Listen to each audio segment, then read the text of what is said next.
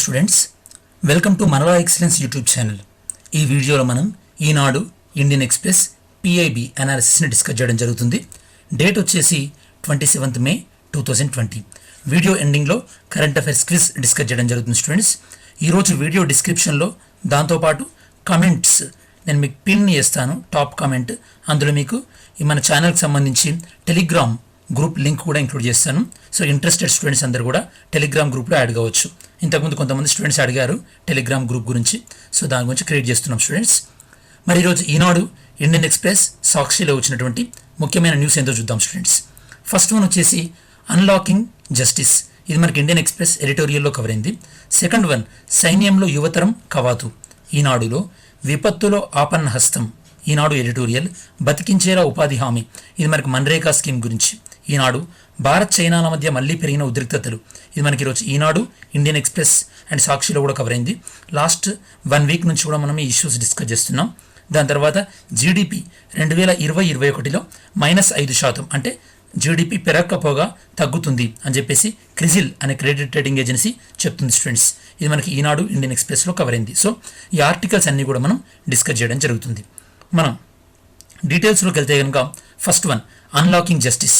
ఇది మనకి general studies 2 paper 2 యూపీఎస్సీలో ఇండియన్ పాలిటీ పాయింట్ ఆఫ్ వ్యూలో ఇంపార్టెంట్ స్టూడెంట్స్.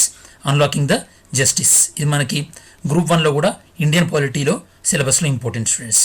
మరి ఇందులో మనం ఏం డిస్కస్ చేయబోతున్నాం అంటే, ఫర్ ఎగ్జాంపుల్ అసలు ఐపీసీ సెక్షన్ 124A ఏ విధంగా వచ్చింది చారిత్రాత్మకంగా, దాని మీద గాంధీజీ లాంటి ప్రముఖుల కామెంట్స్ ఏంటి, అసలు ప్రజాస్వామ్యంలో ఉండవలసినటువంటి ముఖ్యమైన విషయాలు ఏంది, ఈ యొక్క 124A ఏ విధంగా మిస్యూజ్ అయ్యి ఇప్పుడు దాన్ని దేశద్రోహం అన్న కేసులో ఏ విధంగా ప్రజల్ని అరెస్ట్ చేస్తున్నారు అని డిస్కస్ చేస్తాం. దాని తర్వాత ఈ 124Aలో అరెస్ట్ కాబడ్డ వాళ్ళకి ఎంతమందికి శిక్ష పడింది, ఇప్పుడు దాన్ని మనం ఎందుకు డిస్కస్ చేస్తున్నాం, దీని గురించి సుప్రీంకోర్టు యొక్క అబ్జర్వేషన్స్ ఏంటి అని ఫైనల్గా మనం కంక్లూడింగ్ పాయింట్స్ డిస్కస్ చేయడం జరుగుతుంది స్టూడెంట్స్. మరి ఈరోజు న్యూస్ పేపర్లో వచ్చినటువంటి ఆర్టికల్ ఏందో మనం చెక్ చేసినట్టయితే కనుక స్వేచ్ఛను హరిస్తున్న రాజద్రోహం. So this is the newspaper article students. దాంతోపాటు మనకు ఓల్డ్ ఆర్టికల్ అంటే మహాత్మా గాంధీ యొక్క కమెంట్స్ కూడా మనం చూడొచ్చు అన్నమాట. Mahatma Gandhi so arrested under the charges of sedition. మీకు ఇంగ్లీష్లో బాగా గుర్తుపెట్టుకున్న స్టూడెంట్స్, సెడిషన్ అంటే మనకు తెలుగులో దేశద్రోహం లేదా రాజద్రోహం. జనరల్గా మీ దేశద్రోహం అనేది గుర్తుపెట్టుకోండి, సెడిషన్. సో ఈ సెక్షన్ మనకి ఏదైతే కనుక ఐపీసీ 124A ఉందో ఈ చట్టం ప్రకారం ఈ యొక్క దేశద్రోహం కేసులో అరెస్ట్ చేయవచ్చు స్టూడెంట్స్ ఎవరైనా వ్యక్తిని. ఫస్ట్ మనం అసలు ఈ సెక్షన్ 124A ఏ విధంగా మన యొక్క ఐపీసీ సెక్షన్లోకి వచ్చిందో డిస్కస్ చేద్దాం. అంటే మీనింగ్ ఏంటంటే హిస్టారికల్ బ్యాక్గ్రౌండ్స్ చెక్ చేద్దాం. అసలు రాజద్రోహం అంటే ఏందో డెఫినేషన్ ఇచ్చి దానికి ఒక క్రైమ్గా పరిగణిస్తూ మొట్టమొదటిసారిగా 1837లో మెకాలే దీనిపైన చట్టం తీసుకురావడం జరిగింది. మీకు హిస్టరీలో మెకాలే గురించి వస్తుంది స్టూడెంట్స్. 1860లో ఐపీసీ వచ్చినప్పటికీ కూడా ఈ యొక్క సెడిషన్ గురించి అంటే రాజద్రోహం గురించి పెద్దగా మెన్షన్ చేయలేదు. అయితే మన భారతదేశంలో స్వతంత్రోద్యమ నాయకుల ఈ యొక్క యాక్టివిటీస్, వాళ్ళ యొక్క చర్యలు పెరుగుతున్న కొద్దీ వాళ్ళ స్వేచ్ఛను హరించడానికి ఐపీసీ సెక్షన్ 124A అనే చట్టాన్ని చేయడం జరిగింది.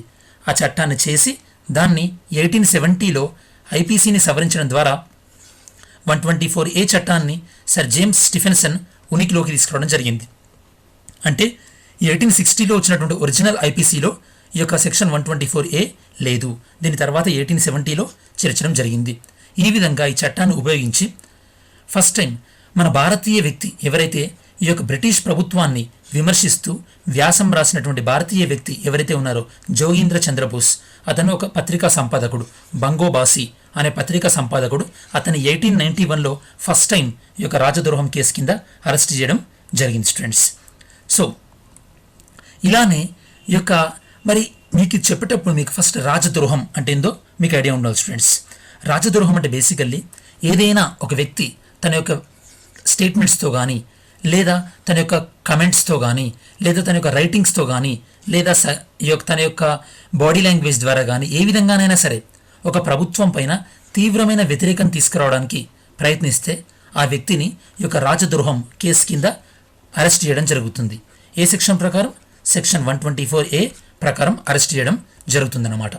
సో ఎప్పుడైతే కనుక ఇలా 1891లో ఫస్ట్ టైం అరెస్ట్ చేశారో దాని తర్వాత అది కంటిన్యూ అవుతూ ఈ యొక్క కేసరి, యంగ్ ఇండియా పత్రికల్లో ప్రభుత్వాన్ని విమర్శిస్తూ ఈ యొక్క వ్యాసాలు రాసినటువంటి బాలగంగాధర్ తిలక్, గాంధీజీలను కూడా అరెస్ట్ చేయడం జరిగింది. ఈవెన్ 1922లో చౌరీ చౌరా ఇన్సిడెంట్ తర్వాత ఈ యొక్క దేశద్రోహం కేసులో గాంధీజీని 6 years అరెస్ట్ చేశారు. బట్ తనకు హెల్త్ కండిషన్ బాగాలేకపోవడం వల్ల 2 years తర్వాతనే గాంధీజీని రిలీజ్ చేయడం జరిగింది. సో ఆ క్రమంలో మన యొక్క నేషనల్ లీడర్స్ అందరూ కూడా ఈ యొక్క యాక్ట్ని బ్లాక్ యాక్ట్ అని చెప్తూ వ్యతిరేకించారు. మనకి ఇండిపెండెన్స్ వచ్చిన తర్వాత దీన్ని తొలగించాలని కోరుకున్నారు. కాబట్టి ఏ ప్రభుత్వం కూడా దీన్ని తొలగించలేదు స్టూడెంట్స్, అంటే చిత్తశుద్ధి పెట్టలేదన్నమాట. మరి చట్టం కింద అరెస్ట్ చేస్తే ఒక పర్సన్కి ఉండేటటువంటి పనిష్మెంట్ ఏంది? ఈ యొక్క చట్టం కింద అరెస్ట్ చేసిన పర్సన్కి లైఫ్ ఇంప్రిజన్మెంట్ లేదా ఈ యొక్క ఫైన్ కానీ ఏదైనా విధించవచ్చు అని సెక్షన్ 124A చెప్తుంది స్టూడెంట్స్. సో ఇప్పటి వరకు మనం డిస్కస్ చేసింది ఏంటంటే historical background of section 124A, దీని గురించి, దీనిపైన గాంధీజీ యొక్క కామెంట్స్. మరి ఇవి డిస్కస్ చేసిన తర్వాత అసలు గాంధీజీ ఏమన్నారో చూద్దాం స్టూడెంట్స్. గాంధీజీ తనపైన రాజద్రోహం కేసును ఈ యొక్క ప్రభుత్వం వేసినప్పుడు అప్పుడు గాంధీజీ ఏమన్నారంటే, ఒక వ్యక్తి యొక్క విశ్వాసాన్ని ఒక చట్టం ద్వారా సృష్టించలేము లేదా చట్టం ద్వారా నియంత్రించలేము. ఒక వ్యక్తి పట్ల కానీ లేదా వ్యవస్థ పట్ల కానీ ఎవరికైనా అవిశ్వాసం ఉంటే హింసను ప్రోత్సహించినంత మట్టుకి ఆ విశ్వాసం ఏం కాదు. అంటే సో మీరు ప్రభుత్వాన్ని విమర్శిస్తే అది ఏం కాదు, సాహేతుకంగా హింసను ప్రేరేపించినంత మట్టుకి కూడా ప్రభుత్వాన్ని విమర్శించడం ప్రాబ్లం ఏముండదు అని చెప్పేసి గాంధీజీ చెప్పడం జరిగింది స్టూడెంట్స్. మీరు ఆన్సర్ రైటింగ్ రాసేటప్పుడు ఇట్లాంటి కొటేషన్స్ రాస్తే మీకు మంచి మార్క్స్ వచ్చే అవకాశం ఉంటుంది స్టూడెంట్స్. సో ఈ స్లైడ్లో చూపించినట్టు మనం బ్యాక్గ్రౌండర్ అయిపోయింది, గాంధీజీ యొక్క కమెంట్స్ అయిపోయింది. ఇప్పుడు ఒక ప్రజాస్వామ్య ప్రభుత్వంలో ఉండాల్సినటువంటి ముఖ్య లక్షణాలు ఏందో చూద్దాం స్టూడెంట్స్. మీకు ఈజీగా అర్థం కావాలంటే ప్రభుత్వాన్ని ప్రశ్నించడం కానీ లేదా ప్రభుత్వాన్ని విమర్శించడం కానీ, ఇవన్నీ ప్రజాస్వామ్య వ్యవస్థలోని ప్రాథమిక సూత్రాలు. ఇలాంటి ప్రాథమిక సూత్రాలను మనం సెక్షన్ 124A ఉపయోగించి ఇలా ప్రశ్నిస్తున్న వాళ్ళని ప్రభుత్వం పట్ల వీళ్ళకు విధేయత లేదు లేదా వీళ్ళకి ప్రభుత్వం పట్ల అవిశ్వాసం వ్యక్తం చేస్తున్నారు అని చెప్పి వాళ్ళను అరెస్ట్ చేస్తే కనుక మనం ప్రజాస్వామ్యాన్ని కించపరిచినట్టే ఉంటుందన్నమాట. సో ఇప్పుడు ప్రభుత్వాలు ఏం చేస్తున్నాయంటే ఎవరైతే కనుక పత్రికా సంపాదకులు కానీ కవులు కానీ వీళ్ళు ఎవరైతే ప్రభుత్వాన్ని ప్రశ్నిస్తున్నారో వాళ్ళని దేశద్రోహులుగా చూపెడుతున్నారు. ఈ మిర్రర్లో చూపెట్టినట్టుగా దేశద్రోహులుగా చూపెట్టి పోలీసుల చేత వాళ్ళని అరెస్ట్ చేస్తున్నారు. ఈ విధంగా మిస్యూజ్ అవుతుంది. ఆల్రెడీ కొంతమంది ఈ యొక్క చరిత్రకారులు కానీ లేదా కొంతమంది ఫిల్మ్ డైరెక్టర్స్ కానీ లేదా కొంతమంది రైటర్స్ కానీ ప్రభుత్వాన్ని ప్రశ్నించినందుకు వాళ్ళపైన ఈ యొక్క దేశద్రోహ కేసులను కూడా నమోదు చేయడం జరిగింది స్టూడెంట్స్. మరి ఈ సందర్భంలో అసలు ఇది ఏ విధంగా మిస్యూజ్ అవుతుంది, దుర్వినియోగం అవుతుందో చూద్దాం స్టూడెంట్స్. ఈ చట్టం ఏ విధంగా దుర్వినియోగం అవుతుందంటే ఈ యొక్క ప్రభుత్వంలో ఉన్నటువంటి అధినేతలు తమకు ఎవరైనా వ్యతిరేకంగా ఉంటే కనుక వారిపైన జాతి వ్యతిరేకులు అన్నటువంటి ముద్ర వేసి లేదా వాళ్ళు శాంతి భద్రతను దెబ్బతీస్తున్నారు అనే నెపంతో వాళ్ళపైన సెక్షన్ 124Aని ప్రయోగిస్తున్నారు. సో ఇలా ప్రయోగించి వాళ్ళపైన కేసులు పెట్టి వాళ్ళను వేధింపులకు గురి చేయడానికి ఈ చట్టాన్ని వాడుతున్నారు. ఎగ్జాంపుల్ చూసినట్టయితే కనుక కూడంకులం న్యూక్లియర్ ప్రాజెక్ట్కి వ్యతిరేకంగా 2012-13లో ఆల్మోస్ట్ 9,000 మంది ఆందోళన చేస్తే వాళ్ళందరిపైన సెక్షన్ 124A ప్రయోగించారు. అలానే 2018లో జార్ఖండ్లో తమ భూమి యొక్క హక్కులను తొలగించబడుతున్నాయి అని ఆదివాసులు పతల్గడి, వెరీ వెరీ ఇంపార్టెంట్ స్టూడెంట్స్, పతల్గడి ఉద్యమాన్ని ప్రారంభించారు. వాళ్ళపైన కూడా రాజద్రోహం ఆయుధాన్ని ప్రయోగించారు. ఇలాగే పౌరసత్వ చట్టాన్ని వ్యతిరేకించినందుకు అస్సాంలో ఈ యొక్క సాహిత్య అకాడమీ పురస్కార గ్రహీత అయినటువంటి హిరేన్ గొగైన్, అలానే సోషల్ యాక్టివిస్ట్ అయినటువంటి అఖిల్ గొగోయ్ వీళ్ళందరిపైన కూడా రాజద్రోహం కేసులు పెట్టారు స్టూడెంట్స్. ఇంకా దారుణం ఏంటంటే కర్ణాటకలో ఒక స్కూల్లో ఈ యొక్క సిటిజన్షిప్ అమెండ్మెంట్ యాక్ట్ని వ్యతిరేకిస్తూ ఒక నాటకాన్ని ప్రదర్శించారని చెప్పేసి ఆ యొక్క స్టూడెంట్ తల్లిని, స్కూల్ యొక్క హెడ్ మాస్టర్ని కూడా ఈ యొక్క దేశద్రోహం కేసులో అరెస్ట్ చేశారు. అంటే మీనింగ్ ఏంటంటే ఈ యొక్క దేశద్రోహం అనే నెపంతో ఈ సెక్షన్ని ఎంత విరివిగా మిస్యూజ్ చేస్తున్నారు, దుర్వినియోగం చేస్తున్నారో మనం అర్థం చేసుకోవచ్చు. పోనీ ఇలా చేస్తే కనుక నిజంగానే వాళ్ళపైన నేరం ఆరోపించబడింది కరెక్టే, వాళ్ళకి ఏమైనా శిక్షలు పడుతున్నాయంటే చూద్దాం ఒకసారి. ఈ యొక్క దేశద్రోహం కింద మనం ఎవరినైతే అరెస్ట్ చేస్తున్నామో వాళ్ళపైన అసలు ఎలాంటి ఆధారాలు లేకుండానే అరెస్ట్ చేస్తున్నాం. ఫర్ ఎగ్జాంపుల్ 2014 నుండి 18 మధ్యలో ఇండియా మొత్తం మీద 463 మందిని అరెస్ట్ చేయడం జరిగింది దేశద్రోహం కింద. కాకపోతే ఈ యొక్క 4 ఏళ్లలో కేవలం 7 మీద మాత్రమే నేరం రుజువైంది. అంటే మీనింగ్ ఏంటంటే 80% to 90% కేసులలో వాళ్ళపైన ఎలాంటి రుజువులు లేకుండానే, ఎలాంటి ప్రూఫ్స్ లేకుండానే వాళ్ళని అరెస్ట్ చేస్తున్నాం స్టూడెంట్స్. అరెస్ట్ చేసి వాళ్ళని హరాస్ చేయడానికి ఈ చట్టం వాడుతున్నారు. మీరు ఈ స్లైడ్లో చూస్తే కనుక సెక్షన్ 124A పరిధిలో ఏ రాష్ట్రాల్లో ఏ విధంగా కేసులు ఫైల్ అయ్యాయి 2016 నుంచి 18 మధ్యలో మీరు చూడొచ్చు స్టూడెంట్స్.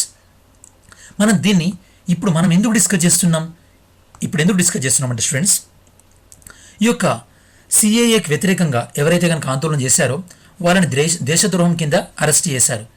కాకపోతే కరోనా నేపథ్యంలో న్యాయస్థానాలు కేవలం అతి ముఖ్యమైన కేసులను మాత్రమే వీడియో కాన్ఫరెన్స్ ద్వారా విచారిస్తుంది. మరి ఇలా దేశద్రోహం కేసులో అరెస్టు కాబడ్డ వ్యక్తుల కేసులను ఈ యొక్క అతి ముఖ్యమైన కేసుల జాబితాలో చేర్చలేదు. దీనివల్ల వీళ్ళేమవుతుంది, వీళ్ళకు బెయిల్ లభించక వీళ్ళ యొక్క పౌర హక్కులకు విఘాతం కలుగుతుంది. అంటే ఎవరైతే కనుక పోలీసులు అరెస్ట్ చేసి జైల్లో పెట్టారో ఈ యొక్క దేశద్రోహం కేసులో వీళ్ళకి బెయిల్ రావట్లేదు ఇప్పుడు, ఎందుకంటే కోర్టు కేవలం అతి ముఖ్యమైన కేసులు మాత్రమే తీసుకుంటుంది కాబట్టి. సో ఇప్పటికైనా కూడా కోర్టు ఏం చేయాలి అని మనం చూద్దాం స్టూడెంట్స్. మరి ఈ నేపథ్యంలో దేశద్రోహం గురించి సుప్రీంకోర్టు ఎలాంటి కామెంట్ చేసిందో చూద్దాం స్టూడెంట్స్. ఉద్దేశపూర్వకంగా సమాజంలో అశాంతిని నెలకొల్పడానికి ప్రయత్నించడం లేదా హింసను ఉద్దేశపూర్వకంగా ఎంకరేజ్ చేయడం, అలాంటి సందర్భాల్లో ఈ యొక్క దేశద్రోహం నిబంధన వర్తిస్తుంది అనే దీని గురించి clear cut guidelines Kedarnath Singh versus Bihar కేసులో సుప్రీంకోర్టు చెప్పింది స్టూడెంట్స్ 1962లో. దాంతోపాటు ఎవరి మీదనైనా దేశద్రోహం ఈ యొక్క కేసు దానిపై వాళ్ళపైన అరెస్ట్ చేసేటప్పుడు ఈ యొక్క గైడ్లైన్స్ కట్టుబడి ఉండాలి అని సుప్రీంకోర్టు 2016లో కూడా మళ్ళీ స్పష్టంగా చేసింది. ఏదైనా ఆవేశంలో మనం ప్రభుత్వానికి వ్యతిరేకంగా మాట్లాడితే అవి దేశద్రోహం కిందికి రావు అని చెప్పేసి నేషనల్ లా కమిషన్ కూడా చెప్పింది స్టూడెంట్స్. నేషనల్ లా కమిషన్ కూడా చెప్పింది. దాంతోపాటు సపోజ్ గవర్నమెంట్ను విమర్శించినంత మాత్రాన ఈ యొక్క కేసు పెట్టకూడదు, ఇలా మిస్యూజ్ చేయకూడదు అని చెప్పేసి సుప్రీంకోర్టు మాజీ జడ్జ్ దీపక్ గుప్తా కూడా చెప్పారు. సెంట్రల్ హోమ్ మినిస్ట్రీ 2012లో అసలు ఈ సెక్షన్ 124A ఏ విధంగా అమలవుతుంది అని చెప్పేసి సూచించాలని చెప్పేసి న్యాయశాఖను అభ్యర్థించారు. అప్పుడు న్యాయశాఖ ఏం చేసిందంటే మన భారతదేశంలోని క్రిమినల్ చట్టాలన్నింటినీ ఒకసారి రివ్యూ చేసి తగిన సూచనలు చేయమని చెప్పేసి న్యాయ కమిషన్ని కోరింది, నేషనల్ లా కమిషన్ని కోరింది.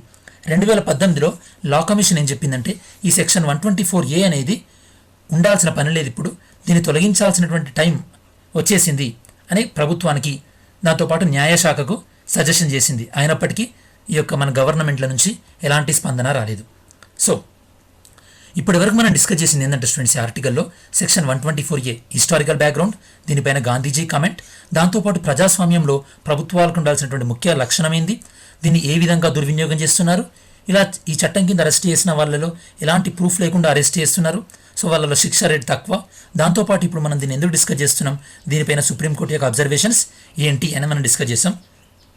ఫైనల్గా మన కంక్లూజన్ రిమార్క్స్ ఏంటంటే పౌర హక్కులలో ప్రభుత్వ నిర్ణయాలపై మనం అసమ్మతిని తెలపడం, ప్రభుత్వాన్ని విమర్శించడం కూడా ఒక పౌర హక్కే. పౌర హక్కులను కాపాడడంలో చివరి ప్రయత్నంగా న్యాయస్థానాలే కీలక పాత్ర పోషిస్తున్నాయి. సో న్యాయస్థానాలు ఇట్లాంటి విషయాల్లో కొద్దిగా యాక్టివ్ రోల్ తీసుకున్నప్పుడే పౌరులకు సత్వర న్యాయం చేయగలిగి ప్రజాస్వామ్య వ్యవస్థపై నమ్మకం కలుగుతుంది. కాబట్టి ఇకనైనా సరే ఎవరైనా అయితే కనుక ఈ యొక్క సెడిషన్ కేసులలో అరెస్ట్ చేశారో వాళ్ళందరినీ ఆ కేసులను ఈ యొక్క కోర్టులు తొందరగా విచారించి వాళ్ళకి వీలైతే కనుక బెయిల్ సౌకర్యం ఇస్తే కనుక ప్రభుత్వం పౌర హక్కులను రక్షించినట్టు అవుతుంది. ఇలానే ఈ యొక్క సెక్షన్ 124 లాగానే ఈ యొక్క క్రైమ్స్ ఏవేవైతే ఉన్నాయో ఇవన్నీ కూడా చేసినట్టయితే కనుక ఈ యొక్క దేశానికి కానీ రాష్ట్రానికి కానీ వ్యతిరేకంగా ఉన్నట్టు ఈ సెక్షన్ల కింద వాటిని అరెస్ట్ చేస్తారు. మీకు అడిషనల్ ఇన్ఫర్మేషన్ ఇన్ కేసు మీరు ఎస్ఐ కానీ కానిస్టేబుల్ కానీ అలాంటి జాబ్ వచ్చి ఉంటే కనుక లేదా లా సెట్కి ప్రిపేర్ అవుతుంటే కనుక ఇవి ఉపయోగపడతాయి. సెక్షన్ 121, 121A, 122, 123, 153A, 153B ఇవి కూడా ఈ యొక్క దేశ వ్యతిరేక చర్యలుగా పరిగణించబడతాయి స్టూడెంట్స్. మనం నెక్స్ట్ ఆర్టికల్లో సైన్యంలో యువతరం కవాతు అంటే మనకి ఆర్మీలో ఈ యొక్క యంగ్ పీపుల్ని తీసుకోవాలని చెప్పేసి ఒక కొత్త స్కీమ్ తీసుకురాబోతున్నారు. ఆ స్కీమ్ ఏందో చెక్ చేద్దాం స్టూడెంట్స్. మనకిది GS పేపర్ 3లో students internal security point of వ్యూలో ఇంపార్టెంట్ స్టూడెంట్స్. ఈరోజు మనం ఈ న్యూస్ ఆర్టికల్లో వచ్చినటువంటి క్లిప్పింగ్ ఏందో చూసినట్టయితే కనుక సైన్యంలో యువతరం కవాతు, దీని గురించి డీటెయిల్స్కి వెళ్తే కనుక ఇప్పుడు ప్రభుత్వం మిలిటరీ వాళ్ళు టూర్ ఆఫ్ డ్యూటీ అనేటటువంటి ఒక స్కీమ్ తీసుకురాబోతున్నారు. ఇదేంటి అని మనం డిస్కస్ చేద్దాం. ఈ లెసన్ ప్లాన్లో ప్రస్తుతం ఉన్నటువంటి రిక్రూట్మెంట్ ఏ విధంగా ఉంది, ఇప్పుడు వీళ్ళు ప్రపోజ్ చేస్తున్నటువంటి కొత్త రిక్రూట్మెంట్ విధానం ఏ విధంగా ఉంది, దీనివల్ల ఆర్థిక భారం ఇదివరకు ఎలా ఉండేది, కొత్త విధానం ద్వారా ఏ విధంగా మనీ సేవ్ అవుతుంది, ఆ సేవ్ అయిన మనీని ఏ విధంగా మన యొక్క టెక్నాలజీని అప్గ్రేడ్ చేసుకోవడానికి ఉపయోగించవచ్చు, ఈ యొక్క కొత్త రిక్రూట్మెంట్ విధానం వల్ల ప్రభుత్వానికి ఏ విధంగా ఉపయోగం, దాంతోపాటు యువతకి ఏ విధంగా ఉపయోగం అని డిస్కస్ చేస్తూ కంక్లూడింగ్ పాయింట్ని మనం చెక్ చేద్దాం స్టూడెంట్స్. ప్రస్తుతం ఏంటంటే మన యొక్క మిలిటరీలో శాశ్వత ప్రాతిపదిక మీద అంటే పర్మనెంట్గా దాన్ని మనం పర్మనెంట్ కమిషన్ అంటారు, లేదా 14 ఏళ్ల పాటు స్వల్పకాలిక సర్వీస్ దాన్ని మనం షార్ట్ సర్వీస్ కమిషన్ అంటారు. అంటే ఫస్ట్ నెంబర్ 1 వచ్చేసి పర్మనెంట్ కమిషన్, నెంబర్ 2 వచ్చేసి షార్ట్ సర్వీస్ కమిషన్. ఇవి రెండు ఉన్నాయి స్టూడెంట్స్. ఇప్పుడు కొత్తగా ఎలాంటి తీసుకోబోతున్నానంటే న్యూ ప్రపోజల్, ఇలా షార్ట్ సర్వీస్ కమిషన్ ఏదైతే ఉందో అంటే 14 ఇయర్స్ కాకుండా ఇప్పుడు కొత్తగా 3 ఏళ్లుగా తీసుకురాబోతున్నారు, 3 ఇయర్స్. దీన్ని మనం టూర్ ఆఫ్ డ్యూటీ అంటున్నాం అనమాట. ఈ పద్ధతిలో 100 మంది ఆఫీసర్స్ని దాంతోపాటు 1000 మంది సోల్జర్స్ని తీసుకోవాలని ఆశిస్తున్నారు. ఈ యొక్క టూర్ ఆఫ్ డ్యూటీలో 2 విధాలుగా ఉంటుంది. ఒకటి, ఎవరైతే కనుక యూత్ అంటే ఇప్పుడు మీరు ఈ వీడియో వింటున్న వాళ్ళు యూత్ ఎవరైనా సరే, మీరు 3 ఏళ్ళు స్వచ్ఛందంగా ఆర్మీలో డ్యూటీ చేయొచ్చు 3 ఇయర్స్. లేదా మీలో ఎవరైనా సరే బీఎస్ఎఫ్లో కానీ, సిఆర్పిఎఫ్లో కానీ, ఐటీబీపీలో కానీ, సిఐఎస్ఎఫ్ లాంటి పోలీస్ ఫోర్సులలో ఆల్రెడీ మీకు జాబ్ వస్తే అందులో నుంచి మీ డిపార్ట్మెంట్లో నుంచి సైన్యానికి మిమ్మల్ని తీసుకొని ఒక 7 ఏళ్ల దాకా మిమ్మల్ని సైన్యంలో సర్వీస్ చేసుకొని మళ్ళీ మీ ఓన్ డిపార్ట్మెంట్కి మీకు పంపించేస్తారు. దీనివల్ల ఏంటంటే సైన్యంలో ఖర్చు తగ్గుతుంది అనమాట. దాంతోపాటు ఎలాంటి లాభాలు ఉన్నాయో మనం చూద్దాం స్టూడెంట్స్ ముందు.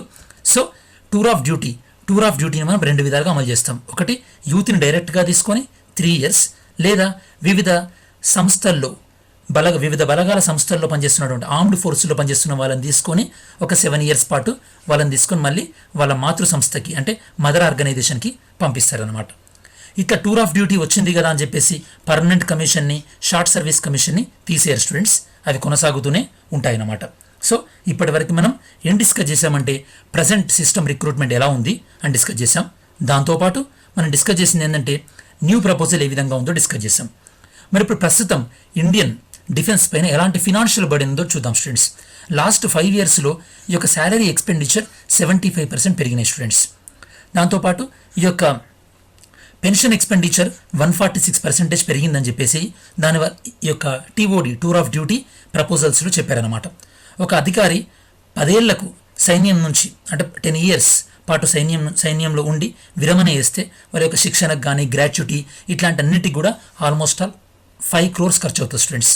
అదే 14 ఇయర్స్ షార్ట్ సర్వీస్ కమిషన్ అని చెప్పాను కదా, అలా 14 ఇయర్స్ అయితే కనుక ఒక అధికారికి 6.83 కోట్లు ఖర్చు చేయాల్సి వస్తుంది. అదే 3 ఏళ్ళు సర్వీస్ తర్వాత అతను విరమణ చేసినట్టయితే కనుక కేవలం 85 లక్షల ఖర్చు మాత్రమే అవుతుంది. దాంతోపాటు ఒక సోల్జర్ 17 ఏళ్ళ తర్వాత సర్వీస్ చేసి రిటైర్డ్ అయితే అతనికి అన్ని రూపంలో కూడా ఆల్మోస్ట్ ఆల్ అతనితో కంపేర్ చేస్తే 3 ఏళ్ళు సర్వీస్ చేసేటటువంటి సోల్జర్స్కి మనకు ఒక 11 కోట్ల ఆదా అవుతుంది. అంటే 17 ఏళ్ల ప్లేస్లో 3 ఏళ్ళు సర్వీస్ చేసి పోయేటటువంటి పర్సన్కి మనకు 11 crores ఆదా అవుతుంది. ఎందుకంటే ఫెసిలిటీస్ కానీ, పిఎఫ్ కానీ, గ్రాట్యుటీ ఇట్లాంటి వాళ్ళ ఈ లెక్కన మనం 1000 మంది సోల్జర్స్ని 3 ఏళ్ల సర్వీస్కి తీసుకుంటే ఆల్మోస్ట్ ఆల్ 11,000 crores ఆదా అయ్యే అవకాశం ఉంది అని చెప్పేసి వివిధ లెక్కలు చెప్తున్నాయి అన్నమాట.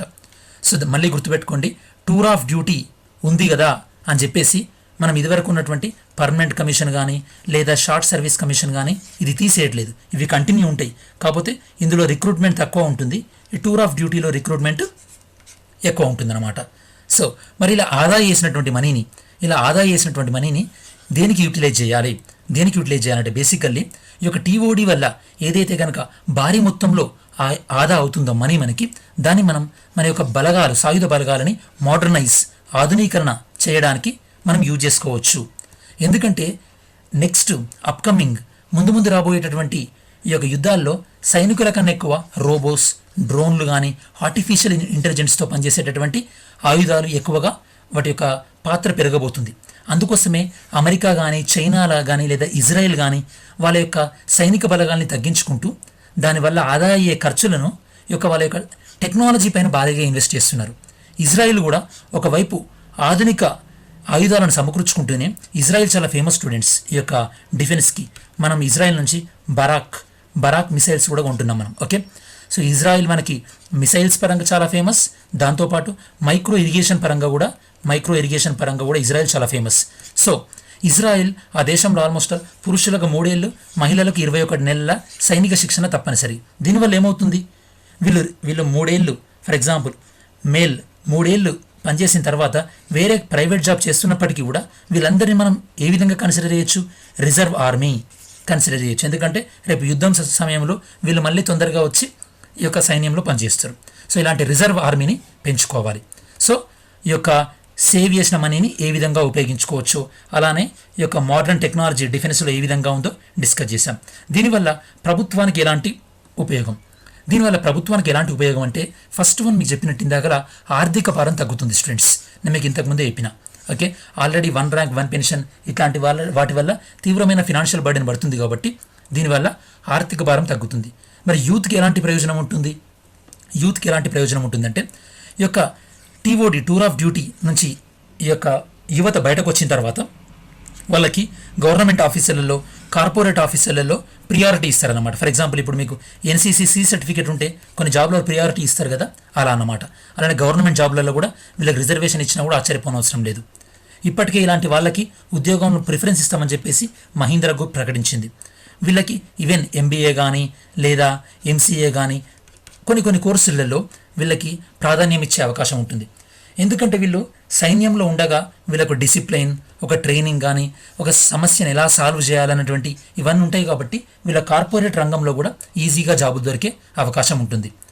వీళ్ళకి సైన్యంలో ఉన్నన్ని రోజులు అంటే ఆ 3 ఇయర్స్ ఏదైతే ఉంటుందో ఆ 3 ఇయర్స్ కూడా మిగతా ఆఫీసర్స్కి ఎలాంటి సౌకర్యాలు ఉంటాయో వీళ్ళకి కూడా అలాంటి సౌకర్యాలే ఉంటుంది. ఇన్ కేస్ యాక్సిడెంటల్గా వాళ్ళు చనిపోయిన ఆ 3 ఇయర్స్ టైంలో వాళ్ళకి పెన్షన్ కానీ లేదా వాళ్ళ ఫ్యామిలీ మెంబర్స్కి ఉన్నటువంటి ఫెసిలిటీస్ అన్నీ కూడా ఉంటాయి స్టూడెంట్స్. ఫైనల్గా కంక్లూజన్ ఏంటంటే దేశంలో నిరుద్యోగ సమస్యను తగ్గించడానికి ఇది చాలా ఉపయోగపడుతుంది. దాంతోపాటు మీలో చాలామందికి దేశభక్తి కూడా ఉండుంటుంది స్టూడెంట్స్. కాకపోతే మీకు మిలిటరీలోకి ఎలా వెళ్ళాలో తెలియదు. కొంతమంది మొత్తం లైఫ్ లాంగ్ మిలిటరీలో పనిచేయాలని ఇంట్రెస్ట్ ఉండకపోవచ్చు. అలాంటి వాళ్ళు 21 ఇయర్స్ నుంచి 24 ఇయర్స్ దాకా మిలిటరీలో పనిచేస్తారు. ఎందుకంటే ఏజ్లో చాలామంది సో టైం వేస్టే ఉంటుంది కాబట్టి. సో అట్లాంటి వాళ్ళకు కూడా ఆకర్షణీయంగా ఉంటుంది. వాళ్ళ యొక్క సాహస ప్రవృత్తి కానీ లేదా సో దేశం కోసం త్యాగం చేసేటటువంటి లక్షణం కానీ సో ఇలాంటి వాళ్ళందరికీ కూడా ఈ సర్వీస్ ఎంతో ఆకర్షణీయంగా ఉండబోతుంది స్టూడెంట్స్. సో ఫైనల్గా మనం ఈ ఆర్టికల్లో ప్రస్తుతం రిక్రూట్మెంట్ ఏ విధంగా ఉంది, కొత్త ప్రపోజల్ ఏంటి, ఇదివరకు ఉన్నటువంటి రిక్రూట్మెంట్ వల్ల దేశ ఆర్థిక వ్యవస్థ మీద అంటే డిఫెన్స్ మీద ఎలాంటి భారం ఉంది, కొత్తది వ్యవస్థ వల్ల మనం ఎంత సేవ్ చేయగలుగుతున్నాం, ఆ సేవ్ చేసింది మనం దేనిపైన ఖర్చు చేస్తే బాగుంటుంది, ఈ విధంగా ప్రభుత్వానికి ఎలాంటి ప్రయోజనం ఉంది, యువతకి ఎలాంటి ప్రయోజనం ఉంది అంటూ మనం కంక్లూజన్ రిమార్క్స్ని డ్రా చేయడం జరిగింది. మనం నెక్స్ట్ ఆర్టికల్లో స్టూడెంట్స్ ఈ యొక్క ఎన్జిఓస్ రోల్ ఏ విధంగా ఉండబోతుంది. ఎన్జిఓలు నాన్ గవర్నమెంటల్ ఆర్గనైజేషన్ స్టూడెంట్స్. ఇది మనకి ఇండియన్ పాలిటీలో గవర్నెన్స్ అన్న టాపిక్ పాయింట్ ఆఫ్ వ్యూలో ఇంపార్టెంట్ స్టూడెంట్స్. ఇప్పుడు ఈ యొక్క ఎన్జిఓల పాత్ర ఎలా కీలకంగా ఉంటుంది, ఎస్పెషల్లీ మనకి న్యాచురల్ డిజాస్టర్ విపత్తులు వచ్చినప్పుడు, ఇలాంటి కరోనా లాంటి విపత్తు కానీ లేదా ఒడిస్సా, వెస్ట్ బెంగాల్లో వచ్చినటువంటి అంఫన్ తుఫాన్ లాంటి విపత్తులు వచ్చినప్పుడు ఎన్జిఓల యొక్క పాత్ర ఈ విధంగా ఉంది. NGO stands for non governmental organisation. మరి లెసన్ ప్లాన్లో మనం డిస్కస్ చేసేది ఎన్జిఓల యొక్క పాత్ర, ఎన్జిఓస్ రోల్, దాని తర్వాత ఎన్జిఓలు కోవిడ్-19 యొక్క కరోనా టైంలో ఎలాంటి పాత్ర పోషించారు, ఎన్జిఓలకు సంబంధించినటువంటి స్టాటిస్టిక్స్, డేటా ఇన్ఫర్మేషన్, దాని తర్వాత ఈ యొక్క సమాజాన్ని మార్చడంలో ఎన్జిఓలు గతంలో ఎలాంటి ఫలితాలు సాధించారు, దాని తర్వాత ఎన్జిఓలకు సంబంధించినటువంటి చట్టాలు, ఎన్జిఓలు ఎదుర్కొంటున్నటువంటి సవాళ్ళు, వీటన్నింటిని మనం డిస్కస్ చేయడం జరుగుతుంది స్టూడెంట్స్. ఓకే, సో ఈ యొక్క కరోనా నేపథ్యంలో ఎన్జిఓల యొక్క పాత్ర ఏ విధంగా ఉందంటే లాక్డౌన్ సమయంలో వివిధ రాష్ట్ర ప్రభుత్వాలు దేశం మొత్తం కూడా 22,000 సహాయ శిబిరాలు, అంటే మనకి ఇప్పుడు క్యాంప్స్ ఉంటాయి కదా స్టూడెంట్స్, రిలీఫ్ క్యాంప్స్, సహాయ శిబిరాలు, రిలీఫ్ క్యాంప్స్, అవి 22,000 రాష్ట్ర ప్రభుత్వాలు దేశం మొత్తం మీద చేస్తే కనుక అందులో దాదాపు 4,000 అంటే రఫ్లీగా ఒక 20% అనుకోండి, అవి ఎన్జిఓల ద్వారా నడుపుతున్నట్టు ప్రభుత్వం ఇటీవల సుప్రీంకోర్టు ఒక నివేదిక ఇచ్చింది స్టూడెంట్స్. దాంతోపాటు లాక్డౌన్ సమయంలో వివిధ ప్రభుత్వాలు 54 లక్షల మంది ఈ యొక్క మైగ్రెంట్ లేబరర్స్కి ఆహారం అందిస్తే స్వచ్ఛంద సంస్థల ద్వారా 30 లక్షల మందికి ఆహార సరఫరా అయినట్టు ఈ నివేదిక చెప్తుంది. మీకు ఇవి రెండుని బట్టి మీకు ఏం అర్థం కావాలి, ఇలాంటి న్యాచురల్ డిజాస్టర్స్ టైంలో లేదా సో ఇలాంటి అత్యవసరాల సమయంలో ఎన్జిఓలు చాలా ముఖ్యమైన పాత్ర పోషిస్తున్నాయి. ఇలాంటి కరోనా టైంలోనే కాదు, తుఫాన్లు లేదా ఎర్త్క్వేక్స్ లేదా డ్రాట్స్ కానీ, సునామీ, ఫ్లడ్స్, ఇలాంటి ఏ టైంలో అయినా సరే ప్రభుత్వాల తర్వాత ఈ యొక్క ఎన్జిఓలే ముందు వరుసలో ఉన్నటువంటి విషయం అనేది మరోసారి నిరూపించబడింది. సో దీన్ని బట్టి ఫస్ట్ మనకు అర్థమైంది ఏంటంటే ఎన్జిఓస్ రోల్ ఇన్ కోవిడ్-19 రిలీఫ్ మెజర్స్. ఇవి కాకుండా ఇంకా ఎన్జిఓలు ఎలాంటి పాత్ర పోషిస్తున్నాయి మనం ఆల్రెడీ డిస్కస్ చేసాం స్టూడెంట్స్. ఎన్జిఓ అంటే నాన్ గవర్నమెంటల్ ఆర్గనైజేషన్. ఎన్జిఓలు ఆపదలో ఉన్నటువంటి ప్రజల్ని ఆదుకునే క్రమంలో ప్రభుత్వాల తర్వాత ఇవే ముందుంటాయి అని ఇంతకుముందే మనం డిస్కస్ చేశాం. దానితో పాటు మారుతున్న కాలానికి అనుగుణంగా తీసుకురావాల్సినటువంటి చట్టాలు ఏమైనా ఉంటే కనుక ఎన్జిఓలు వాటి గురించి ఉద్యమాలు చేస్తూ ప్రభుత్వాలకి సూచిస్తుంటాయి.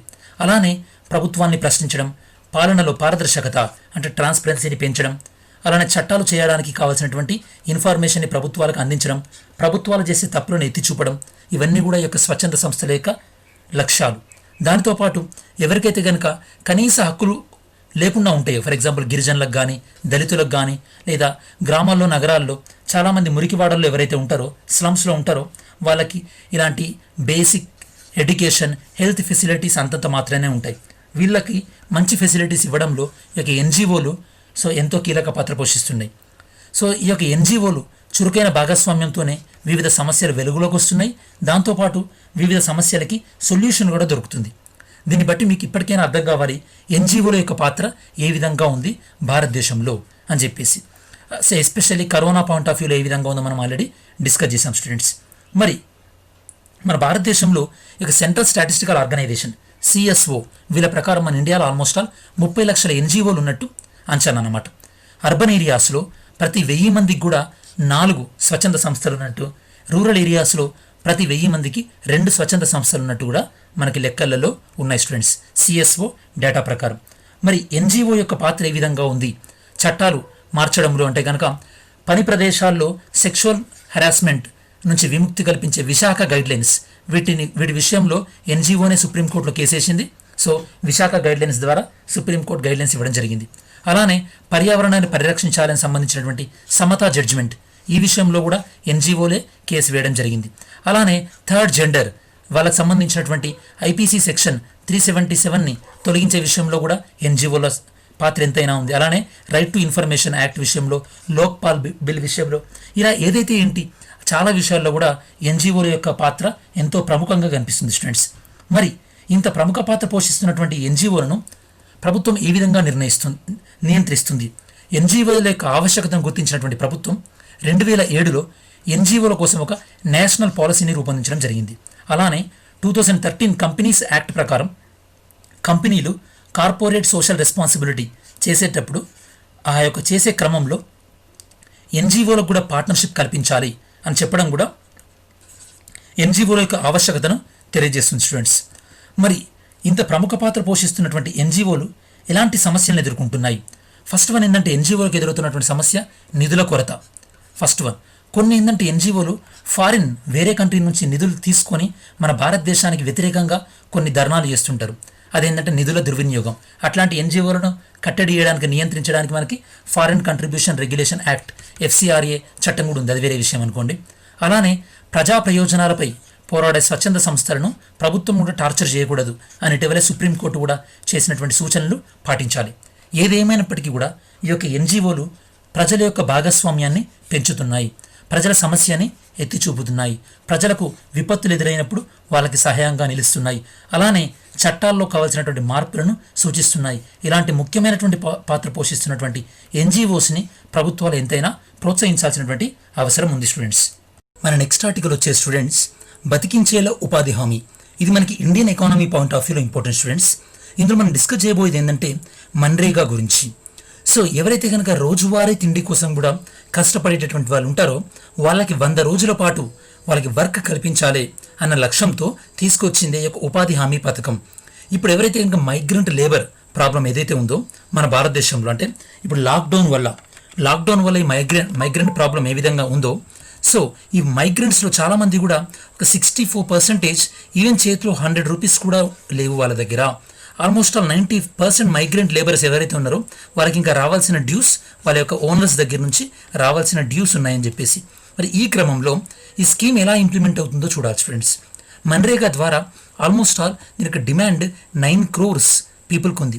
ఒక 2 వీడియోస్ బ్యాక్ అనుకుంటాం మనం ఆల్రెడీ మన్రేగా స్కీమ్ని ఈ యొక్క అగ్రికల్చర్లో యూజ్ చేసుకుంటే బాగుంటుంది. అటు హామీ కూలీలకు పని దొరికినట్టు ఉంటుంది, ఇటు రైతులకు ఈ యొక్క కూలీల కొరత కూడా తగ్గినట్టు ఉంటుందని చెప్పాను నేను మీకు. సో ఈ యొక్క స్కీమ్ ద్వారా ఏడాదికి 46 రోజులే ఈ యొక్క పని కల్పించగలుగుతున్నారు. జనరల్గా ఎన్ని రోజులు కల్పించాలి? 100 days పని కల్పించాలి. దాంతోపాటు ఈ నెలలో, ఈ మంత్లో, దట్ మీన్స్ లాస్ట్ మంత్ ఏప్రిల్లో ఆల్మోస్ట్ 4.33 కోట్ల మంది పని కోరితే కేవలం సగం మందికి ఉపాధి దొరికింది. ఎందుకంటే లాక్డౌన్ వల్ల కానీ లేదా అధికారులు లేకపోవడం వల్ల కానీ ఇట్లాంటి వాటి వల్ల 2019-20 బడ్జెట్లో ఈ యొక్క ఉపాధి హామీ పథకం కోసం కేటాయించింది 71,000. ఈ సంవత్సరం బడ్జెట్లో 10,000 కోట్లు తగ్గించి 60,000 కోట్లే అలొకేట్ చేయడం జరిగింది. మొన్న ఆత్మనిర్భర్ భారత్ అభియాన్ కింద ఒక 40,000 కోట్లు ఖర్చు చేశారు. సో మొత్తం 1,00,000 కోట్ల రూపాయలకి ఈసారి ఈ యొక్క ఉపాధి హామీ పథకానికి కేటాయించడం జరిగింది. బడ్జెట్లో 60,000 కోట్లు, ఆత్మనిర్భర్ భారత్ అభియాన్లో 40,000 కోట్లు. మరి ఇందులో ఛాలెంజెస్ ఏంటి ఇంప్లిమెంటేషన్లో? దీనిలో చాలా మట్టుకు ఏమవుతుందంటే నిధుల దుర్వినియోగం. అంటే కొంతమంది ఈ యొక్క ఉపాధి హామీ పథకంలో పనులు చేయకపోయినా కూడా ఈ యొక్క రెవెన్యూ ఇన్స్పెక్టర్ దగ్గరికి వెళ్ళి పనులు చేసినట్టుగా రాయించుకోవడం, ఇట్లాంటి వాటి విషయాల్లో చాలా దుర్వినియోగం అవుతుందని parliamentary standing committees already criticise చేయడం జరిగింది. దాంతోపాటు సపోజ్ ఒక పర్సన్ ఉపాధి హామీ పథకంలో చేసిన తర్వాత అతనికి మనీ అనేది చాలా డిలేగా అవుతుందన్నమాట. ఇప్పటికీ ఉపాధి హామీ పథకంలో ఆల్మోస్ట్ ఆల్ 8,500 కోట్ల రూపాయల దాకా బాకీ ఉన్నాయి వివిధ రాష్ట్ర ప్రభుత్వాలు. ఇదొకటి. మరి దీనికి సొల్యూషన్ ఏంటంటే వలస కూలీలకు ఉపాధి హామీ అనేది మంచి సొల్యూషన్ కావాలంటే ఎప్పటికప్పుడు వాళ్ళకి నగదు చెల్లింపులు కావాలి. ఎందుకంటే వలస కార్మికులు వాళ్ళ ఊర్లలోకి వచ్చేస్తుంటారు కాబట్టి వాళ్ళ ఊర్లలోనే మనం పని కల్పించాలంటే మనం ఏం చేయాలి? సో పని అవే అయిన తర్వాత వాళ్ళకి సాయంత్రం లోపే నగదు చెల్లించాలి. దాంతోపాటు ఇప్పటివరకు ఈ మస్టర్ టేబుల్ అనేది ఉంది. అంటే ఎవరికైతే కనుక ఉపాధి పని కోసం రాయించుకుంటారో వాళ్ళ పేర్లు ప్రాధాన్యత, అంటే ఫస్ట్ కమ్ ఫస్ట్ సర్వ్ లాగా ముందు రాయించుకున్న వాళ్ళకి ముందు పని ఇవ్వడం ఇట్లాంటివి జరుగుతుంది. మరి చాలామంది వలస కూలీలు వచ్చారు. ఇన్ని రోజులు వాళ్ళు గ్రామంలో పేరు రాయించుకొని ఉండరు కాబట్టి వలస కూలీలకు సపరేట్ ఏదైనా ఒక టేబుల్ తయారు చేయడం అట్లాంటిది ప్రభుత్వాలు చూడాల్సినటువంటి అవసరం ఉంటుంది. మరి ఫైనల్ కంక్లూజన్ రిమార్క్స్ అంటే ఏంటి స్టూడెంట్స్? రాష్ట్రాల వారీగా కూడా ఈ ఉపాధి హామీ పనులలో వేతనాల్లో తేడాలు ఉన్నాయి. అవి మనం తగ్గించాలి. ఫర్ ఎగ్జాంపుల్ బీహార్, జార్ఖండ్ ఇట్లాంటి రాష్ట్రాలలో ఉపాధి హామీ పథకానికి 170 రూపీస్ లాంటిది ఇస్తుంటే కర్ణాటక వంటి రాష్ట్రాల్లో 240 రూపీస్ ఇస్తున్నారు. సో ఇక వేజెస్ని ఒక మీనింగ్ఫుల్గా సవరించి ఈ యొక్క 100 రోజుల వ్యవధిని సడలించి, అంటే 120 డేసా 150 డేస్ వరకు అలా వర్క్ ఇచ్చి పరిస్థితులు కుదుటపడేదాకా సో ఈ యొక్క ఉపాధి కూలీలను కానీ లేదా గ్రామీణ వ్యవస్థలో ఉన్న కూలీలను కానీ రక్షించడం అనేది సో చేసినట్టయితే కనుక ప్రభుత్వాలు వాళ్ళకి ఒక మంచి ఆర్థిక భద్రతను ఇచ్చినట్టు అవుతుంది students. At the same time దీన్ని అవినీతి రహితంగా కూడా సో ఇంప్లిమెంట్ చేసినప్పుడే నిజంగా బెనిఫిట్ అయ్యే వాళ్ళకి సో యూజ్ అవుతుంది. నెక్స్ట్ భారత్ చైనా సరిహద్దు వివాదాలు. సో మనం ఈ లాస్ట్ 1 వీక్ నుంచి మనం రెగ్యులర్గా డిస్కస్ చేస్తూనే ఉన్నాం. ఇంకా మీకు చెప్పాలంటే మనం ఎగ్జాక్ట్ ఇదే మ్యాప్ మనం డిస్కస్ చేసాం స్టూడెంట్స్. ఈరోజు సాక్షి ఆర్టికల్లో వచ్చింది. బేసికల్లీ ఏమంటున్నారంటే చాలామంది చైనా ఇప్పుడు ఈ యొక్క బార్డర్ దగ్గర ఇలా కొద్దిగా ఎందుకు మనం ప్రొవోకేట్ చేస్తుంది, ఎందుకు మనల్ని ప్రొవోకేట్ చేస్తుంది అంటే రెచ్చగొడుతుంది. ఎందుకంటే నెంబర్ 1 ఒకటి ఏమై ఉండొచ్చు, ప్రపంచం మొత్తం చైనా నిలదీస్తున్నారు. సో దాని నుంచి దృష్టిని మార్చడానికి చైనా ఇలా చేస్తుండొచ్చు అనుకోవచ్చు. లేదా ఈ యొక్క కరోనా విషయంలో వరల్డ్ హెల్త్ ఆర్గనైజేషన్లో ఒక తీర్మానం చేయడం జరిగింది. అంటే దీనిపైన ఇన్వెస్టిగేట్ చేయాలని దానికి ఇండియా మద్దతు ఇచ్చింది. దాని గురించి అయినా చైనా కోపంగా ఉండొచ్చు మన ఇండియా పైన. దాంతోపాటు ఈ యొక్క నేపాల్ అడ్డు పెట్టుకొని కూడా చైనా మనకి ప్రాబ్లమ్స్ క్రియేట్ చేయాలని చూడవచ్చు. ఈ అన్ని సందర్భంలో ఈ యొక్క సరిహద్దులో కొద్దిగా ఘర్షణాపూరితమైనటువంటి వాతావరణం ఉంది. నేను మీకు ఇదివరకు లాస్ట్ 4-5 క్లాసెస్లో చెప్తూనే ఉన్నా. సో వెస్టర్న్ సెక్టార్ అంటే ఏంది, సెంట్రల్ సెక్టార్ అంటే ఏంది, ఈస్టర్న్ సెక్టార్ అంటే ఏంది చైనాతోని బార్డర్స్ విషయంలో. దాంతోపాటు మనకి ఎక్కువ గొడవలు వచ్చేది ఎక్కడ అంటే ఈస్టర్న్ సెక్టార్, అది కూడా లడక్ ప్రాంతంలో దెమ్చోక్, ప్యాంగ్సో లేక్, దాంతోపాటు దంచు లేక్, ఇక్కడ మనకి ఎక్కువ గొడవలు వస్తుంటాయి. సో రీసెంట్గా ఎక్కడ గొడవలు వచ్చినాయని చెప్పాను నేను మీకు, గాల్వాన్ వ్యాలీ, దాంతోపాటు Pangong lake. So Pakistan occupy చేసినటువంటి ఈ యొక్క గిల్గిట్ బల్టిస్తాన్ ప్రాంతంలో ఆల్రెడీ పాకిస్తాన్ వాళ్ళు కడుతున్న ప్రాజెక్టుకి చైనా వాళ్ళు హెల్ప్ చేస్తున్నారని. ఇదివరకు ఎప్పుడెప్పుడు గొడవలు జరిగాయో కూడా నేను మీకు చెప్పాను. 2013లో, దాంతోపాటు డోక్లాం విషయంలో 2017లో కూడా. సో రీసెంట్గా జరిగింది నేను మీకు ఇంతకుముందు చెప్పినట్టు సిక్కింలో నాకులా వద్ద నేను మీకు ఇదివరకు క్లాస్లో చెప్పాను, సిక్కింలోని నాకులా వద్ద. దాంతోపాటు ఈ యొక్క పాకిస్తాన్ వల్ల కడుతున్న ప్రాజెక్టుకి చైనా ఫండింగ్ ఇవ్వడం, ప్యాంగ్సాంగ్ సరస్సు వద్ద, దాంతోపాటు గాల్వాన్ లోయలో. మరి ఇండియా ఏమంటుంది? వుహాన్ సమావేశాలు, మహాబలిపురం సమావేశాలు మనం డిస్కస్ చేశాము కదా. మన భారత ప్రధానికి చైనా రాష్ట్రపతికి మధ్య జరిగిన సమావేశాలు, మేము ఆ స్ఫూర్తిని కొనసాగిస్తాం, శాంతియుతంగా ఉంటామని ఇండియా అంటుందన్నమాట. మరి చైనాకి కేవలం ఇండియాతోనే ప్రాబ్లం ఉందా అంటే లేదు. జపాన్తోని సెంకాకు ఐలాండ్స్, వియత్నాంతోని పార్సిల్ ఐలాండ్స్, ఇండోనేషియాతోని నాతులా ఐలాండ్స్ వల్లతో కూడా గొడవ పరిస్థితి ఉంది. మరి కంక్లూజన్ ఏంటంటే స్టూడెంట్స్, రెండు కూడా అణ్వాయుధ దేశాలు, అంటే ఇద్దరి దగ్గర కూడా న్యూక్లియర్ ఈ యొక్క వెపన్స్ ఉన్నాయి. కాబట్టి ఈ సందర్భంలో రెండు దేశాలు కూడా బార్డర్ టెన్షన్స్ని చాలా పీస్ఫుల్గా సాల్వ్ చేసుకోవాలి. 1976 నుంచి ఇప్పటి వరకు బార్డర్ దగ్గర ఇరువైపులా కూడా గన్ ఫైరింగ్ అనేది జరగలేదు. సో ఇంత పీస్ఫుల్ ఉంది కాబట్టి మనం రెండు దేశాలు కూడా పీస్ఫుల్గా దీన్ని సాల్వ్ చేసుకోవాలి. నేను మీకు చాలా వీడియోలలో ఇండియా చైనా రిలేషన్స్ చెప్పడం జరిగింది. ఇండియా అనేది చైనాను గుర్తించినటువంటి రెండవ దేశం 1949. దాని తర్వాత పంచశీల్ ఒప్పందం 1954, దలైలామా ఇండియాకి రావడం 1959, ఇండియాకి వచ్చినందుకు చైనా ఆగ్రహించి చైనా యుద్ధం ప్రకటించింది 1962. దాని తర్వాత ఈ యొక్క మన ఇండియా న్యూక్లియర్ టెస్ట్ చేయడం, దాన్ని చైనా వాళ్ళు క్రిటిసైజ్ చేయడం, సిక్కింని మన భారతదేశంలో ఒక రాష్ట్రంగా చేర్చడం, అరుణాచల్ ప్రదేశ్ను ఒక రాష్ట్రంగా చేర్చడం, దాన్ని చైనా వ్యతిరేకించడం, ఇలాంటివి జరిగినాయి. దాంతోపాటు సో ఈ యొక్క చైనా ప్రెసిడెంట్ జీ జిన్పింగ్ మన భారతదేశానికి రావడం జరిగింది, అహ్మదాబాద్కి. దాని తర్వాత గోవా కూడా వచ్చారు బ్రిక్స్ సమ్మిట్కి 2016లో. దాని తర్వాత సో 2017లో మనకి షాంఘై కోఆపరేషన్ ఆర్గనైజేషన్, ఇందులో మనకి మెంబర్షిప్ కూడా ఇవ్వడం జరిగింది. 2018లో మన ప్రధాని చైనాకు వెళ్ళడం, వుహాన్ సమావేశం. 2019లో చైనా ప్రెసిడెంట్ మన ఇండియాకి రావడం, మహాబలి సమావేశం, ఇవన్నీ కూడా జరిగినాయి స్టూడెంట్స్. ఇలా మనం ఒకసారి చాలా క్విక్గా ఓవర్ వ్యూ ఉండేటట్టు ఉండాలి. ఏవైనా రెండు దేశాల మధ్య సంబంధం ఉండడంతోనే మనకి ఇవన్నీ పాయింట్స్ గుర్తు రావాలి స్టూడెంట్స్. నెక్స్ట్, వృద్ధి -5%, అంటే మనది ఈసారి జీడిపి పెరక్కపోగా తగ్గే అవకాశం ఉంది అని ఎవరంటున్నారు? క్రిజిల్ అనే సంస్థ అంచనా వేస్తుంది. సో మన ఇండియా అనేది ఇండిపెండెన్స్ వచ్చిన తర్వాత 4 సార్లు మాంద్యం ఎదుర్కోబోతుంది. ఇది 4వది. ఇదివరకు 1958లో ఒకసారి రిసెషన్, 1966, 1980, ఈ 3 సార్లు మాత్రమే మాంద్యం బారిన పడింది. మాంద్యం అంటే ఇంగ్లీష్లో ఎకనామిక్ రిసెషన్. ఇది 4వసారి. ప్రతిసారి మాన్సూన్స్, ఋతుపవనాలు లేదా వ్యవసాయం డల్ ఉండడం వల్ల మాంద్యం వచ్చేది. కాకపోతే ఈసారి ఋతుపవనాలు బాగుండి ఈ యొక్క వ్యవసాయం వల్లనే మనం మాంద్యం నుండి బయటపడే అవకాశం ఉందని సో ఆర్థికవేత్తలు అంటున్నారు స్టూడెంట్స్. దాంతోపాటు ప్రభుత్వం ఏదైతే కనుక ఆత్మనిర్భర్ అభియాన్ 20 లక్షల కోట్ల ప్యాకేజ్ ప్రకటించిందో అది కేవలం జీడిపిలో 1.2% మాత్రమే సో నగదును సృష్టించగలుగుతుంది. ఆ చర్యలు చాలా మట్టికి లాంగ్ టర్మ్, దీర్ఘకాలిక చర్యలు, ఇప్పుడు తక్షణం ఉపశమనం కల్పించేవి ఏం లేవు అని ఆర్థికవేత్తలు అంటున్నారు. అలానే క్రిజిల్ లాగానే ఫిచ్ అనే రేటింగ్ వాళ్ళు కూడా మన ఇండియా జీడిపి -5% ఉండొచ్చు అని చెప్తున్నారు. సో ఈరోజు financial stability and development council meeting కూడా జరగబోతుంది స్టూడెంట్స్. ఈ మీటింగ్కి ఎవరంటే జనరల్లీ సో ఫినాన్స్ మినిస్టర్ అధ్యక్షత వహిస్తారు. ఇందులో ఎవరు మెంబర్స్ ఉంటారంటే ఆర్బీఐ గవర్నర్, బ్యాంకులన్నిటినీ రెగ్యులేట్ చేసే ఆర్బీఐ, దాంతోపాటు స్టాక్ ఎక్స్చేంజ్ని రెగ్యులేట్ చేసే సెబీ చైర్మన్ ఉంటారు, దాంతోపాటు ఇన్సూరెన్స్ కంపెనీలు రెగ్యులేట్ చేసే ఐఆర్డిఏ, ఈ విధంగా ఇలాంటి రెగ్యులేట్ చేసే సంస్థల యొక్క హెడ్స్ అందరూ కూడా ఈ మీటింగ్లో ఉంటారు. సో దీని గురించి బ్యాక్గ్రౌండ్ వర్క్ కూడా ఒకసారి మీరు అసైన్మెంట్ లాగా చేయండి. Financial stability and development council. So ఇలానే మన భారతదేశ అభివృద్ధి గురించి, మన భారతదేశ వృద్ధి 2020లో 2021లో ఏ విధంగా ఉంటుందని ఏడీబీ వాళ్ళు, అలానే వరల్డ్ బ్యాంక్ వాళ్ళు, ఐఎంఎఫ్ వాళ్ళు, డెవలప్మెంట్ బ్యాంక్ ఆఫ్ సింగపూర్ వాళ్ళు, అలానే సో స్టాండర్డ్ అండ్ పూర్ వాళ్ళు, సో ఇవన్నీ కూడా ఇంపార్టెంట్ స్టూడెంట్స్. మనం రెగ్యులర్గా సో ఈ నెంబర్స్ చెక్ చేస్తుంటే ఎస్పెషల్లీ బ్యాంకింగ్ ఆస్పిరెంట్స్కి చాలా చాలా ఇంపార్టెంట్ స్టూడెంట్స్. సో నేను అడిగిన క్విజ్ క్వశ్చన్స్కి ఆన్సర్స్ ఏంటో చూద్దాం. ఎక్స్పాండ్ ద వర్డ్ సైట్స్ అనే దానికి ఎక్స్పాన్షన్ ఏంటంటే convention on international trade in endangered species of wild fauna and flora, అంటే ఈ యొక్క వన్య మృగాలు లేదా సో వన్య ప్రాణులు లేదా అడవుల్లో ఉండేటువంటి చెట్లు, వీటిని ఇల్లీగల్గా సో ఈ యొక్క రవాణా చేయకూడదు, వ్యాపారం చేయకూడదు. దీన్ని ఎప్పుడు అమల్లోకి వచ్చింది? 1975. కర్ణాటక మహారాష్ట్ర మధ్యలో ఏ భూభాగం గురించి సో గొడవ ఉంది? బెల్గామ్. సో ఏదైనా రెండు రాష్ట్రాల మధ్యలో గొడవ ఉంటే కనుక దాని సుప్రీంకోర్టు ఏ పరిధిలోకి వస్తుంది? ఒరిజినల్ జ్యూరిస్డిక్షన్ పరిధిలోకి వస్తుంది. స్టేట్స్ యొక్క సస్టైనబుల్ డెవలప్మెంట్ గోల్స్ని ప్రిపేర్ చేసేది ఎవరు? నీతి ఆయోగ్. ఇందులో ఏ స్టేట్ ఫస్ట్ ఉంది? Kerala. Sustainable development goals target ఎప్పటి నుంచి ఎప్పటి వరకు స్టూడెంట్స్? 2015 నుండి 2030 వరకు.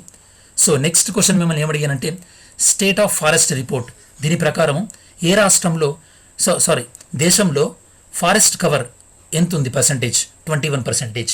What is the proportion of forest and tree cover? అడవులతో పాటు ఇప్పుడు మనం కాలనీలో పెంచే చెట్లు ఇవన్నీ కలిపితే చెట్ల మొత్తం గ్రీనరీ ఎంత ఉంది? 24%. నేషనల్ ఫారెస్ట్ పాలసీని ఏ సంవత్సరంలో తీసుకొచ్చాం? 1988. ఈ రిపోర్టు ప్రకారము ఏ రాష్ట్రంలో వెట్ ల్యాండ్స్ ఎక్కువ ఉన్నాయి? గుజరాత్లో ఉన్నాయి. Which state has shown highest increase in forest cover? అంటే లాస్ట్ యొక్క మన రిపోర్ట్తో కంపేర్ చేస్తే ఈ మధ్యలో ఏ రాష్ట్రంలో అడవులు ఎక్కువ పెరిగినాయి? కర్ణాటక. ఏ రాష్ట్రంలో తన మొత్తం భూభాగంలో అడవుల శాతం ఎక్కువగా ఉంది? మిజోరాం మొత్తం 100 ఎకరాలు అనుకుంటే కనుక అక్కడ అడవులు 85 ఎకరాలలో అడవులే ఉన్నాయి స్టూడెంట్స్. ఈరోజు క్విజ్ ఎంతో చూద్దాం స్టూడెంట్స్. బాంధవ్గర్ టైగర్ రిజర్వ్ ఏ రాష్ట్రంలో ఉంది? ఏ రాష్ట్రాన్ని మనం బేసిక్గా టైగర్ స్టేట్ అంటాం? ఏ రాష్ట్రంలో ఎక్కువగా టైగర్స్ ఉన్నాయి? ఫస్ట్ క్వశ్చన్ ఇది. Second one, national council on nutrition దీనికి అధ్యక్షత వహించేది ఎవరు? Third one, organisation of Islamic cooperation ఇందులో ఉన్న సభ్య దేశాల సంఖ్య ఎంత? ఇండియాకి సభ్యత్వం ఉందా? ఫోర్త్ వన్, మనం పోషణ్ అభియాన్ అనే ప్రోగ్రామ్ తీసుకున్నాం. దాని యొక్క టార్గెట్స్ ఏంది? అంటే ఫర్ ఎగ్జాంపుల్ అందులో స్టంటింగ్ అంటే మీనింగ్ ఏంటంటే పిల్లల ఏజ్కి తగ్గట్టు హైట్ లేకపోతే దాన్ని స్టంటింగ్ అంటారు. అలానే అండర్ న్యూట్రిషన్ అంటే ఈ యొక్క పోషకాహారాలేమి, అండర్ న్యూట్రిషన్, అనీమియా రక్తహీనత, ఇట్లాంటివి, లో బర్త్ వెయిట్స్ అంటే పుట్టినప్పుడు బర్త్ వెయిట్ తక్కువ ఉండడం, వాటన్నింటికి ఒక్కొక్క దానికి ఒక్కొక్క టార్గెట్ ఉంది స్టూడెంట్స్. ఆ టార్గెట్స్ ఏందో మీరు చెక్ చేయండి. అవి చాలా important students, group 1 point of వ్యూలో, గ్రూప్ 2 ప్రిలిమ్స్ పాయింట్ ఆఫ్ వ్యూలో. నెక్స్ట్ క్వశ్చన్, మహాదాయి రివర్ ఏ రాష్ట్రానికి సంబంధించింది? ఏ రాష్ట్రం life line? Which project on this river making dispute between Karnataka and Goa? A project Karnataka Goa మధ్యలో వివాదాస్పదంగా ఉంది? కలరియా పట్టు ఇది ఏ రాష్ట్రానికి సంబంధించినటువంటి మార్షల్ ఆర్ట్. ఈ క్విజ్ కానీ ఈ టాపిక్స్ కానీ మీకు యూపీఎస్సీ దగ్గర నుంచి గ్రూప్ 2, గ్రూప్ 1 ఈ 3 ఎగ్జామ్లకు యూజ్ అవుతుంది స్టూడెంట్స్, వితౌట్ ఎనీ డౌట్స్. బాగా జాగ్రత్త చదవండి. ఇది స్టూడెంట్స్ ఈరోజు మనం డిస్కస్ చేసినటువంటి ఈనాడు అండ్ ఇండియన్ ఎక్స్ప్రెస్. నేను మీకు చెప్పినట్టు వీడియో డిస్క్రిప్షన్లో టెలిగ్రామ్ లింక్ ఇంక్లూడ్ చేయడం జరుగుతుంది. దాంతోపాటు కమెంట్స్, నేను డైలీ పిన్ కమెంట్ పెడతాను కదా, అందులో కూడా టెలిగ్రామ్ లింక్ ఇంక్లూడ్ చేయడం జరుగుతుంది. ఈ వీడియో మీకు నచ్చినట్టయితే కనుక లైక్ చేయండి, మీ ఫ్రెండ్స్కి యూజ్ అవుతుంది అనుకుంటే కనుక షేర్ చేయండి, ఛానల్కి సబ్స్క్రైబ్ చేసుకున్నట్టయితే కనుక సబ్స్క్రైబ్ చేసుకోండి students. Thanks for watching this video. See you in next video students.